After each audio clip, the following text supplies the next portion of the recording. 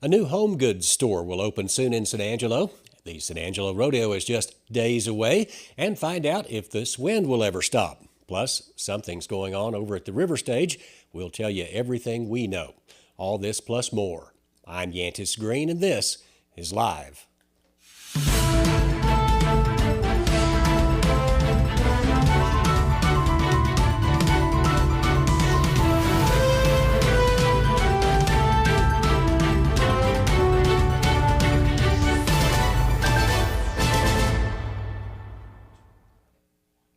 But first, a huge concert is going down in San Angelo this weekend, and tickets are going fast. Cody West plus Grady Spencer and The Works will be rocking out the city limits on Friday night, March 24th. To get tickets, go to the City Limits Facebook page or stubwire.com. We start the show today with some exciting news. Home Goods has officially announced that it will be opening its newest store in San Angelo next week. Next Thursday, the home accessory store will be opening at the former Bed Bath & Beyond location at 4169 Sunset Drive. Home Goods is owned by the same company that owns Marshall's, and just like Marshall's, the Home Goods store offers customers high-end brands for low prices. Expect crowds that day, the day it opens, so get there early. Those doors will open at 9:30 that morning. And the 91st annual San Angelo Rodeo is just days away. Crews have officially installed the dirt for the rodeo in the Coliseum floor. The 8 to 10 inches of the clay mixture is precisely designed to enhance the speed of the performers, as well as to keep the hooves of the horses and the heads of those cowboys safe during that competition. The rodeo kicks off March 31st and will go on for 15 days. San Angelo Live will have extensive coverage of the 2023 San Angelo Rodeo, as we always do, so be looking online for that. In other rodeo news, a Sterling City Eagle over the weekend won big at Rodeo Houston. Tristan Hines won Breed Champion and Reserve Grand Champion Junior Market Steer over the weekend. With the win, Hines' steer was auctioned off at the premium sale to the Champagne Cowgirls for $540,000. $500,000 can go a long way. Hines will only be able to keep about $30,000 of that because of Rodeo Houston rules. The rest of that will go into the Rodeo Scholarship Fund there. It's not $500,000, but it will pay for a full ride to Angelo State, so congratulations. In weather this weekend, it's windy outside now. As a matter of fact, we're under a wind advisory, and it's not expected to stop all week. There is a wind advisory in place right now through tomorrow morning at 7 a.m. Expect wind speeds to be in the upwards of 30 miles per hour during the afternoons all week long, with little chance of rain until Friday night, and then there's about a 20% chance. We'll have more on the weather throughout the week. And finally, big changes may be coming to the Bill Ayler Memorial River Stage. Before we get to that, though, have you gone out for a steak lately? Take a trip up to Miles and select the juiciest and tastiest cuts of steaks in Texas at Sklenarix. Sklenarix Smoked Meats is an award-winning smokehouse located there on the main drag in Miles, Texas at 108 South Robinson. Sklenarix Smoked Meats is open from 8 a.m. until 6 p.m. weekdays and 9 until noon on Saturdays.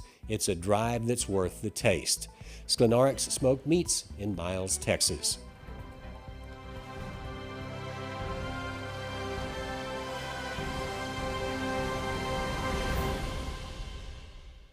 The San Angelo City Council on Tuesday morning will be making some big decisions, and one that intrigued me was what city staff is wanting to do to the Bill Ayler Memorial River Stage. That venue down on the Concho River where all the rock stars play was built back in the 80s and hasn't had really one lick of renovation since. In a regular agenda item on tomorrow's City Council, the staff is asking for guidance. They always ask for guidance before they spend money on the future of the River Stage. Staff is suggesting items like building a new bathroom with a concession stand in it.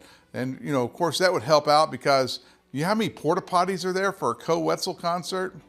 Anyway, they want to build an all-new entrance. And the entrance would be up there next to Chadbourne Street, right there at Avenue A.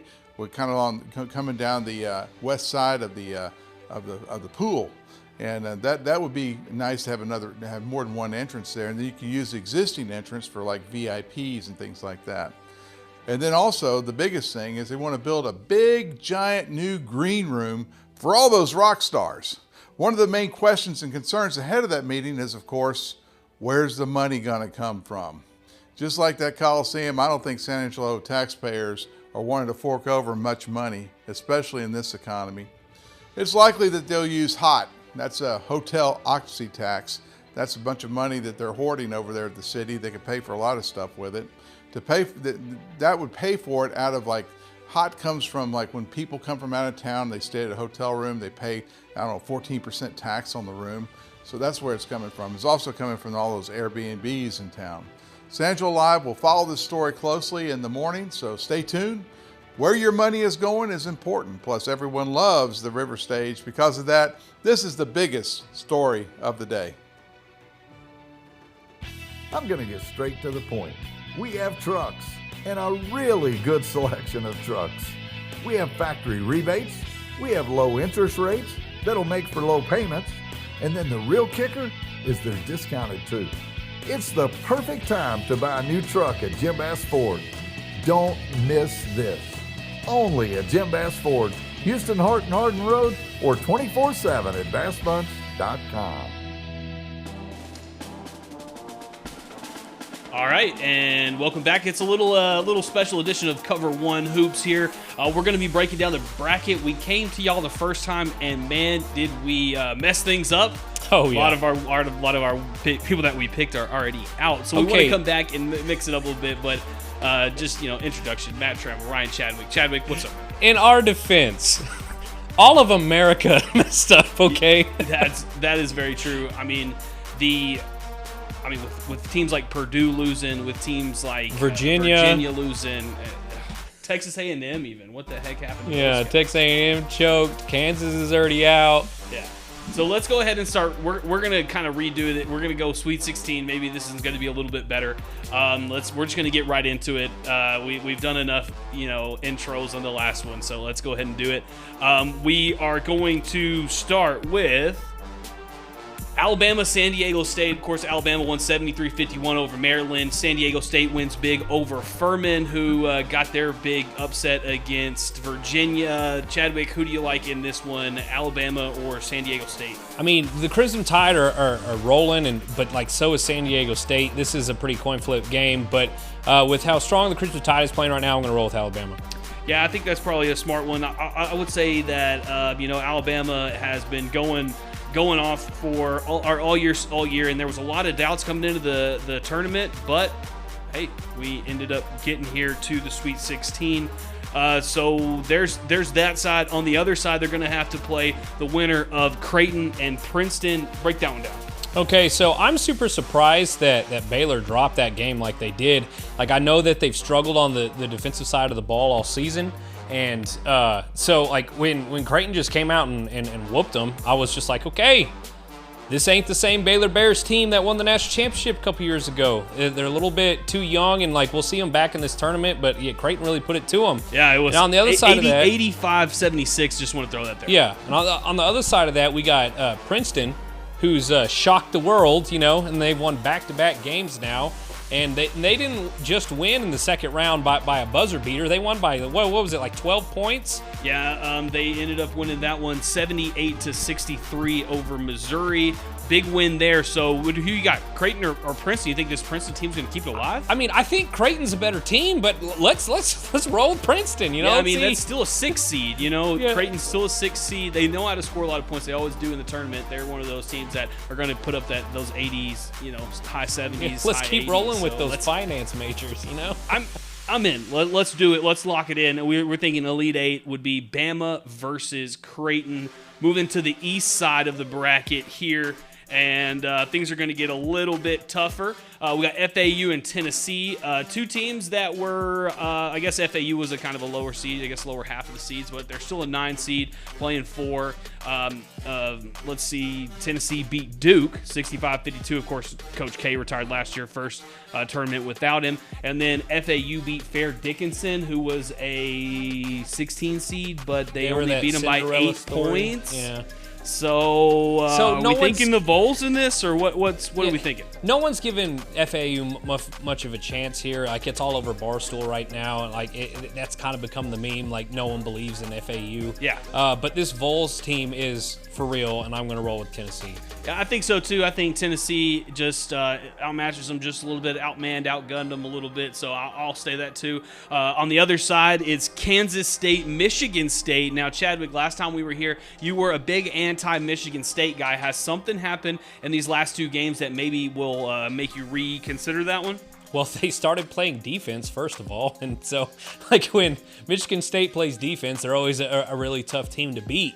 Earlier in the season, even in the Big Ten tournament, they just weren't there. They weren't playing like that. So, I will eat my own words on this one. The Spartans deserve to be in the Sweet 16, but I'm going to pick Kansas State in this game. They're big. they're one of two Big 12 teams left, so I'm rolling with the Wildcats. Yeah, I think that that's probably where I'm going to go too. Kansas State's had a really good season this year. You were telling me earlier, I mean, how bad they were last year and just how far they've came this year. I think it may hurt them in the coming rounds, but maybe I think they get past this one. So we'll rock Kansas State versus they are a 3 Tennessee. seed. They are a 3 seed. They're higher seed. Yeah. They're higher seeded than Michigan State's a 7 seed. Yeah, than Michigan State right now. So yeah, who squeaked by? Who beat? Let's see. They won by 10 against USC. Come back, won by 9. I don't know. I mean, they're like I said, they're playing pretty great good right now. But Kansas State also did just beat down a really good Kentucky team too. So, and then moving out to the Midwest over here, we got Houston and Miami. Now this is probably going to be one of the tougher ones to pick here. I think this is a pick'em game. I don't think there's any huge favorites. What about you?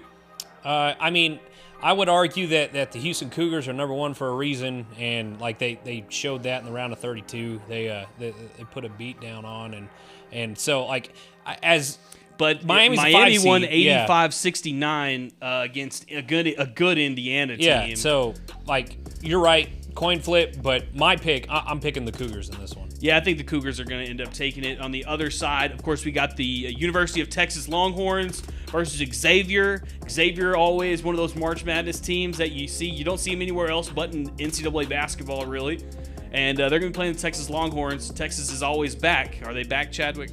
They've been playing really good since the start of the Big 12 tournament, and now moving into the big dance, they're still pretty dominant moving this far forward. But of course, I'm picking against the Texas Longhorns. Nothing would make me happier than to watch them lose. So I'm picking Xavier, but you can pick who you want, man. Yeah, I think Texas is probably going to end up taking this one. I mean, they've won. Let's see. 81-61 their first game, 20 points. 71-66, that's a 5-6 point dub there. So I don't know, it's going to be a really good one. I just think that somebody out of Texas has got to do good. Aggies lost, Baylor's Houston's lost. still in it. Yeah, Houston's in it, so I guess we can hope on those guys. You don't got to root for Texas.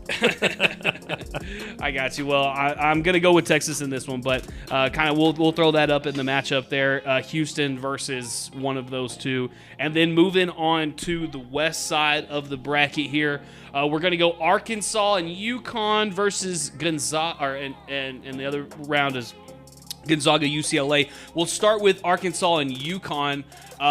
Right now, UConn is a 4 seed going against an 8 seed Arkansas. Now, Arkansas has had a really good run last year, and now they're kind of back in this thing. Is there any chance that the Razorbacks pull this sucker off? There is 100% chance that the Razorbacks pull this off. They just beat a good Kansas team in a 1 seed. They beat them 72-71, kind of shocked the entire Jayhawk Nation there. So this Arkansas team has caught fire at the best of times, and I could definitely see them winning this game. Yeah, I think that this is who. Oh, sorry, let me get to me. This is who I would think that is going to win this game. I would rock with them. I think they have a coach there that knows how to win in the NCAA tournament, and we saw it last year, and we're kind of seeing it this year again. And he took his shirt off. He did do that. He took his shirt off with a last name like his name is Eric Musselman, but with a last name like Muscle Man. Got to take your shirt off. Got to be willing to flex those the muscles. baddies. Yeah. All right, then moving to the next one, Gonzaga, UCLA. Man, Chadwick, how do you pick one of these two? I mean, this is one of those other ones like the Houston game where this is going to be kind of a pick 'em as well. We got UCLA, who's a 2 seed, Gonzaga, who's a 3 seed. Both these teams had really good record moving into the tournament and had a really good season so far. But who takes the edge? To me, this is the coin flip game, just like the Miami-Houston game was for you. But like after watching what Gonzaga, like they struggled at times against TCU, and TCU is not a bad team. There isn't such thing as a bad team in the Big 12, and they've proved that, moving throughout this tournament as well. But TCU was not at the top tier of the Big 12, and Gonzaga like only beat them by 3 in the end. But with that being said, I do think that the Bulldogs are always going to shoot well from 3-point land, and they got that massive center. The name escapes me right now. Timmy. Timmy. Yeah, he's just a beast, and so. Well, and then I mean Chadwick with him, it kind of bodes well for experience. Most of the time you don't have experience going into the NCAA playoffs. Like most time these kids are one and done. They go to Kentucky, they go to Kansas, they go to Duke. They play 1 year and they're out. With this Gonzaga team, they've had multiple chances at this NCAA title. They've got experience on their back. I don't know. See, but you look at the other side, and it's like the Bruins are so good, you know? Yeah. So UCLA's been killing people all year, but like Gonzaga is always Gonzaga. I'm gonna say historically Gonzaga will make it to the Final Four and they'll choke there, or just as they always do. So I'll agree. I'm gonna pick Gonzaga in this game, but they ain't winning the national championship. All right. Well, there we go. Now we got to an Elite Eight, so we've kind of covered the teams already. So let's kind of rapid fire this one a little bit. We're gonna have Bama, Princeton. Bama all day long. Finally, Cinderella story ends at the 8. All right, here we go. Tennessee, K-State. Volunteers. I'm picking Wildcats. Okay, let's go. Wildcats. Let's go. Okay, so then in the next one we got Houston. Texas loses Xavier. If it's Houston Xavier, I'm picking Houston. If it's Houston Texas, I'm picking Texas. Really? Yeah, Houston's kind of got little brother syndrome. You're such a confusing person. Okay, so Houston's kind of got little brother syndrome when it comes to playing other Big 12 schools. Yeah. They've kind of gotten that monkey off their They're back not this in year yet. in the Big 12. Yeah. They're not, but they belong. They'll fit right in the Big 12. But Texas just matches up really well against them. So if it's Texas against them in the Elite Eight, I'm picking Texas. But I think Houston wins over Xavier. Okay, well then the last one we got is Arkansas versus Gonzaga. Got Gonzaga in the Final Four? Yeah, let's do it. Yeah, I think that's what we're kind of going down with. We got a Gonzaga. Okay, so for the sake of fairness, let's keep it going back over here. Now we got Bama versus Kansas State. I think... I don't know if you have Kansas State that goes that far. Do they have the magic or what? I think they're too young. I don't think that they're winning the national championship. I think this is where they end. Okay, Final Four. That means Bama's going in. Who are they going against though? Are they going to be going against Gonzaga? Are they going against Houston? I think they're going against Gonzaga. I don't think that there's going to be two. I mean, I just don't think Houston has it to go all the way in. Gonzaga loses in the Final Four. That's what they do. Okay. And then, so we got Houston, we got Bama, national title. Are we bringing it back home to Tuscaloosa? I mean, as great as that would be for Alabama basketball, they're just known for their football. I do think that these two teams have gone back and forth between the best two teams in college basketball all year. It's one of the reasons why I have them in my finals at this point. But this one truly is a coin flip. I think they're just as talented as each other. The rosters are basically the exact same. So Gonzaga because experience? Gonzaga. I have Houston. Oh, Houston. Sorry. Yeah, I was like, what you mean? Yeah. My bad. Okay, well. Houston because of experience. Alabama because the shooters? Alabama because they're shooters, man. They got plenty of shooters out there. Plenty of shooters. Hey, their best player, he definitely knows how to feed the rock to his shooters. Yep, he does. There you go. All right, well, that's a little bit of our NCAA breakdown. We do want to get into some other stuff here. We have a few more things that we want to talk about. We got about 10 more minutes in the show, so we want to go ahead and get to those. Chadwick, I know you wanted to talk about a little bit of schedules. We had some schedule releases today, so break that down a little bit. Whose schedules did we get? So we basically got the release date of all the Texas colleges. for college football. We got right here in front of me, I got ASU, Texas Tech, Texas, and Texas A&M. We're just going to go over a couple of the biggest games in each of the schedules. Of course, we're going to start with Angelo State because it's right here in San Angelo.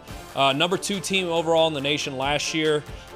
Came up against a real difficult opponent in the second round of the playoffs, decided to play their worst game of the season in that second round of the playoffs, and it was their only loss on the season as well. Yeah. So kind of got a little bit of a rivalry going with Colorado School of Mines, and to me, I think that's going to be the biggest game on their schedule in the beginning of the season. They get another crack at them.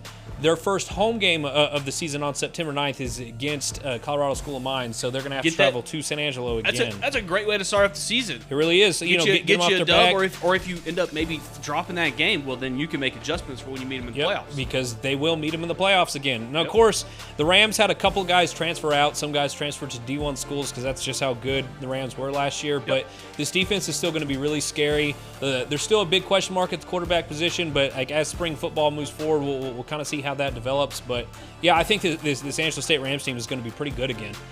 Maybe not as good as last year, but they're still very talented. So it'll be a good one. What day do we see WT, and what day do we see Eastern New Mexico? Let's see. Eastern New Mexico is going to be an away game on September 30th, and then West Texas A&M is going to be the next to last. No, it's going to be the final away game on October 28th. All right, and would you say that those two are probably the circled ones that Angelo State's kind of their rivals with? For sure. I would throw a Midwestern in there, too, just because historically they just kind of beat each other up. But lately, Angelo State's been whooping up on them, but yeah. All right, moving on. We got a few more to get to. Of course, some of these are going to kind of correlate, so we'll go with that one first. Texas and Texas Tech, they both dropped theirs today. Kind of break those down a little bit. Of course, the last game of the season is Texas versus Texas Tech. In Austin. Yep. But break down some of the other games. Are we going to see Texas-Alabama again? Are we going to be seeing any Texas Tech playing any of these big schools? Yeah, so the Red Raiders actually host a very nationally recognized opponent. They're hosting the Oregon Ducks on September 9th. So that's actually a game that I would love to be at. I'm already trying to get tickets right now. Who needs tickets? I was calling in. Yeah, you got your press I'm calling in baby. trying to get press credentials. Get me on the sidelines. You know what I'm saying? Or at least up in that press box.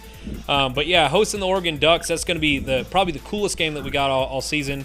And then of course against we got Baylor in Waco on October 7th. And then of course we got.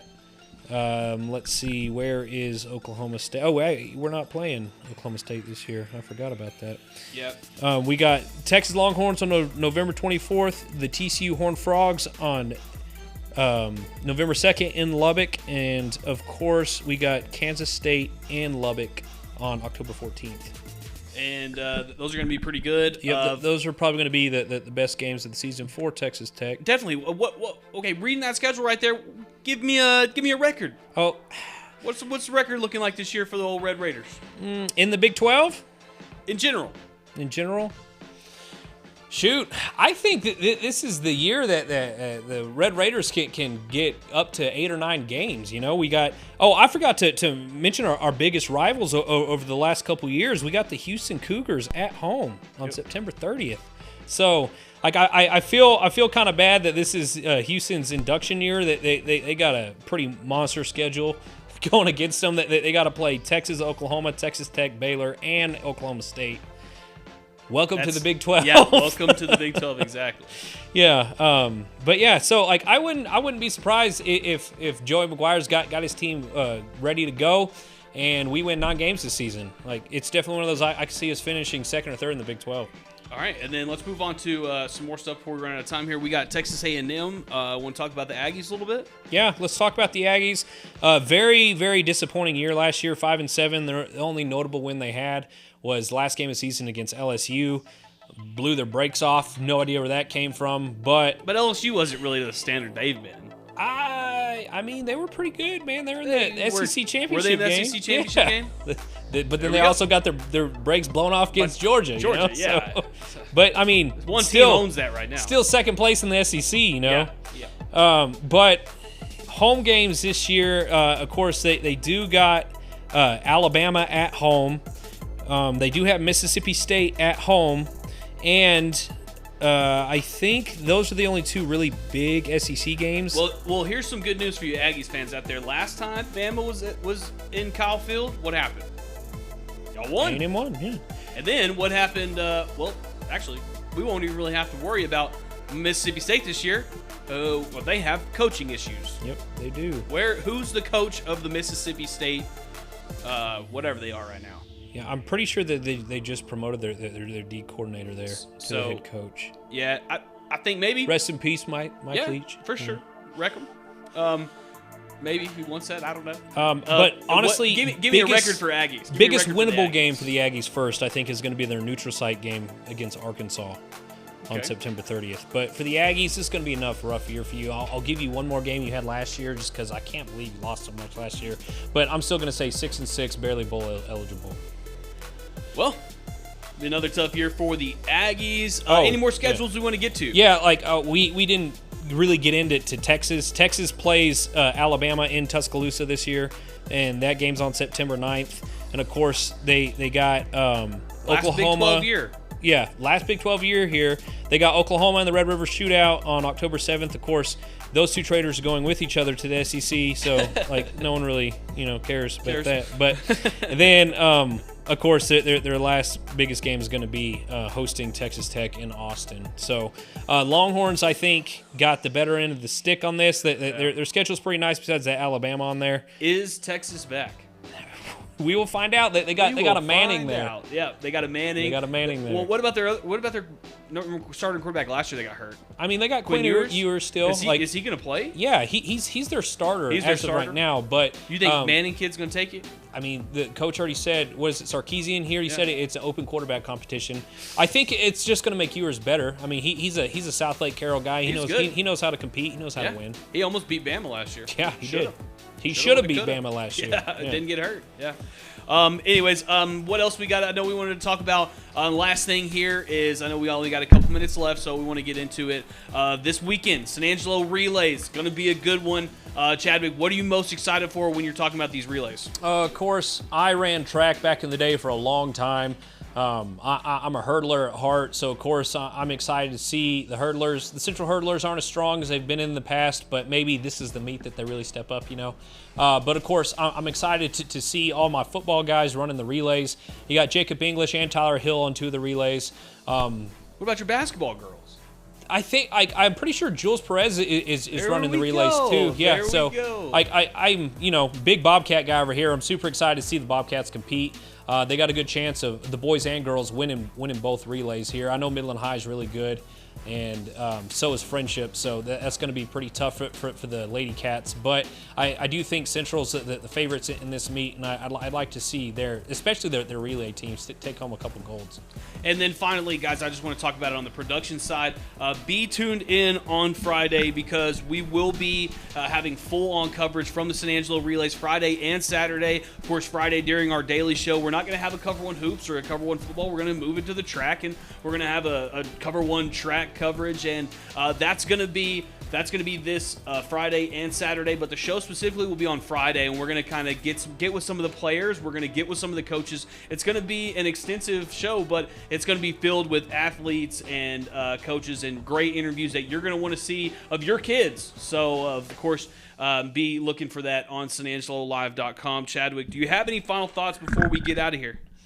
I'm just excited for football, man, especially as we move through spring training in the college, and of course OTAs are going to start here pretty soon in the draft for NFL, and then spring football for high school starting. I'm just like, come on, fall, Yeah. But in the meantime, I am looking forward to this weekend. Of course, I want to give a big shout out to both San Angelo Central and Lakeview. Their soccer teams are playing in Andrews this Thursday. Central boys at 1 o'clock, Lakeview boys at 3 o'clock, Lakeview girls at 5 o'clock, Central girls at 7 o'clock. It's going to be a big day of soccer in Andrews, and I'll be there for all the coverage on that. So good luck, Bobcats, Chiefs, and Lady Cats and Maidens. I hope all of y'all pull W's all on the same day. Move on to that second round of the playoffs for soccer. Yep, and it's going to be fun. It's going to be probably one of the more personal, I guess, kind of shows that we can get because we're going to have so many interviews with so many kids, so many players. It's going to be really good. Of course, don't forget, it is March 24th and 25th. That's the San Angelo Relays, and you can get the full coverage on SanAngeloLive.com. For Ryan Chadwick, Joe Hyde, Yantis Green, James Bellini, everybody here at the Live crew and the Live Daily News. We will see you guys tomorrow.